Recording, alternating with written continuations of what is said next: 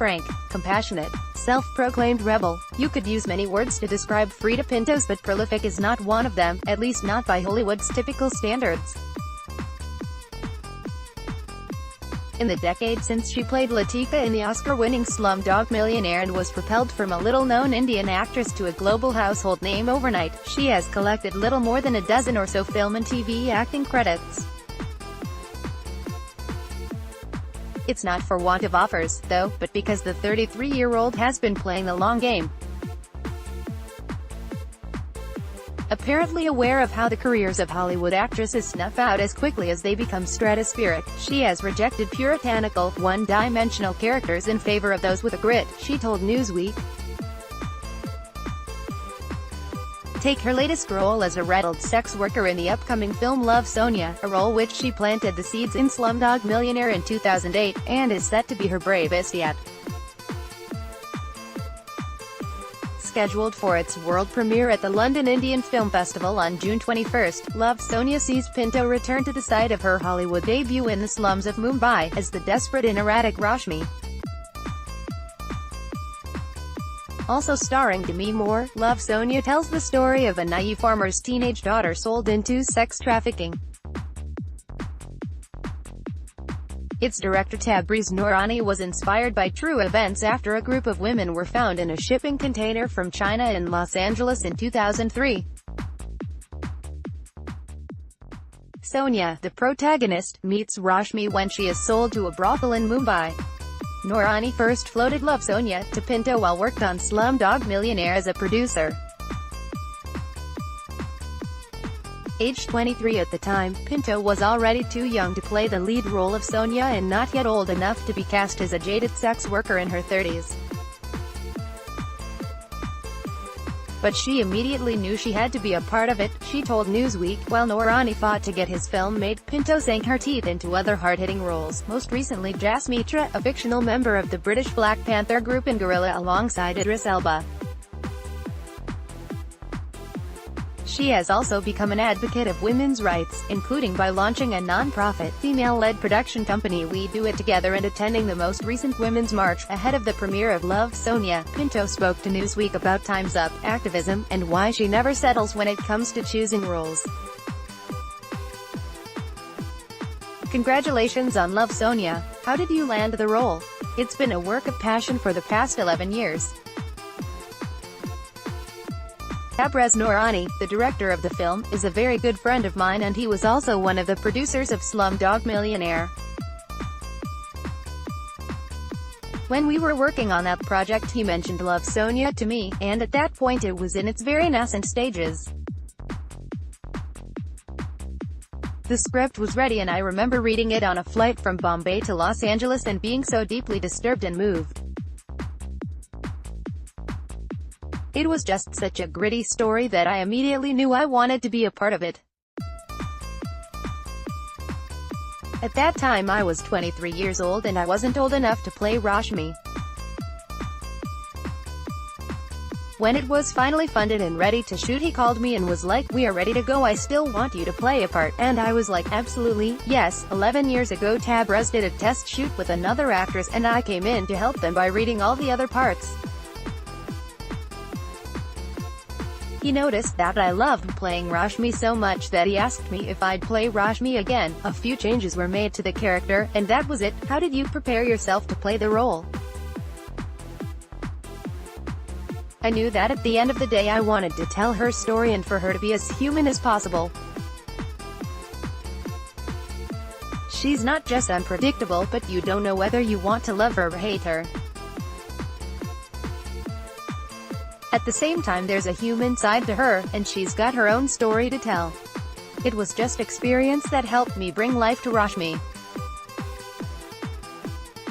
And a little bit was interacting with real-life Rashmis as well. Tabriz works with a bunch of organizations in India who help women who have been rescued from sexual slavery, or women who are in the trade looking for a better life. It's interesting that you say you wanted to make Rashmi human because in the past you have rejected characters you thought too much were like cardboard cutouts. Do you have a criteria for what you look for in a role? I think they need to be conflicted, because playing a Puritan woman and a one-dimensional character gets boring for audiences to watch and boring for actors to perform. I prefer characters who have conflict, have got the light and the dark, and the good and the bad. I don't live in a utopian world where everyone and everything is perfect, so playing those characters where everything is perfect doesn't make sense to me. The imperfections are really what drives my decision-making, and with Rashmi's character, she's so imperfect that it makes her perfect to play. There are several scenes in the film where impoverished women, including those in the brothel, fawn over photos of movie stars stuck to their bedroom walls. As someone with a high profile, how do those scenes make you feel? Whether it's women who work in the sex trade or have a 9-to-5 job in the office, there is a fascination with actors who are on the big screen or TV. There's this desire to emulate their lives because I feel like there is in their mind some glamour attached to it, right? Obviously I see it very differently because I am in that world, so I don't see so much glamour, but I am aware that other people see it as that. My reaction to something like that is if you've got clout and influence that can be used for good, then why not? But if I'm just going to be objectified by young women and young girls because they want to look the way I look or dress the way I dress, I am not comfortable with that. Sex trafficking is one of many issues that women face. Last year, Do you think it was a lost opportunity? What do you hope the movements will achieve? With every revolution or movement, there's always a cycle. There will be a lot of noise or protests that come out in large numbers. You can't sustain that in the same volume, but it sustains itself in other ways. If through that revolution and protest certain projects can be generated and certain laws can be affected, then that is the way the movement continues to live on. But we have been doing and talking about this for way longer than the past 6 months. I feel like the work needs to continue, irrespective of whether there was a The people who can give them a chance are the execs, and the studio heads need to be able to find marketable ways to make room for such talent to rise up. There is no point in just having actors of diverse ethnicities on TV or in film and then saying that you succeeded at doing something. Middle-class, white women have largely been the most visible members of the Are women like sex workers, women of color, and those who aren't famous being forgotten? Those movements and changes can't happen overnight, and as storytellers what we can do, especially if we are being benefited by movements like Time's Up, is take on the responsibility to continue adding our voices for those forgotten people who don't get included in the forefront of these movements. There is no right or wrong, there is no point looking down upon a certain group of people because we think they have privilege. But there has to be a way to incorporate those not being given an opportunity into a space where everyone feels like they are being heard. On a personal level, have you been affected by sexism or racism, especially as you get older and it can be harder for actresses to find roles? I know all of it exists, sexism, racism, all of it 100% exists. But if it does affect me, I think I'm quite oblivious to it. I live in my own world when it comes to those issues, simply because I don't define my success by the way Hollywood or a critic or an agent would like to define my success. I'm kind of a rebel when it comes to letting other people define my success, and it also comes from experience because I did allow a lot of other people to define my success until I realized, oh my god, this is not how I see myself. You mentioned experience. Slumdog Millionaire, your big break, was 10 years ago. What are the biggest lessons you have learned since then? There's nothing I would change. There are no regrets whatsoever. The thing that I did learn and continue having to put into practice is how I think about myself and feel about myself is really what matters at the end of the day, and that's what I'm taking to my grave. Not other people's opinions. And that is truly something we all have to learn. It's really hard. It is really hard. It's very hard given the time and age we live in, when everyone has an access to phone and 140 characters of mostly worthlessness. It's sad this generation has to live through it, but good in other ways where you can use it for influencing good.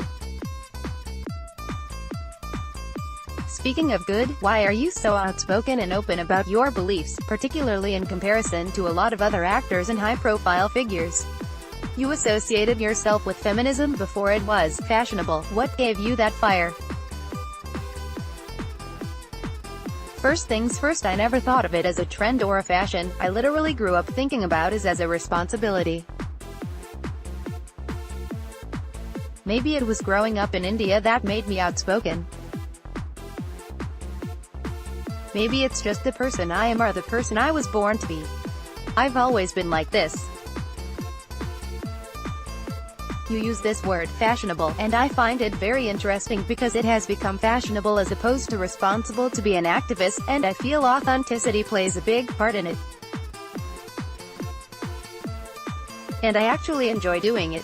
It's actually not a job, it doesn't pay me anything being an activist. But I take pleasure from learning these things and being able to share them with the rest of the world. There is a sense of satisfaction and achievement that you can get with activism. Would you say you identify as a feminist?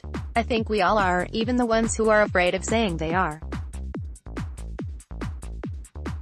I mean, what is a feminist at the end of the day? It's not just standing up for women's rights, it's standing up for equality, standing up for men's rights as well. The character of Amar in Love, Sonia, was interesting because he was portrayed as one of the few good men in the film. Should more men get involved in feminism and movements like?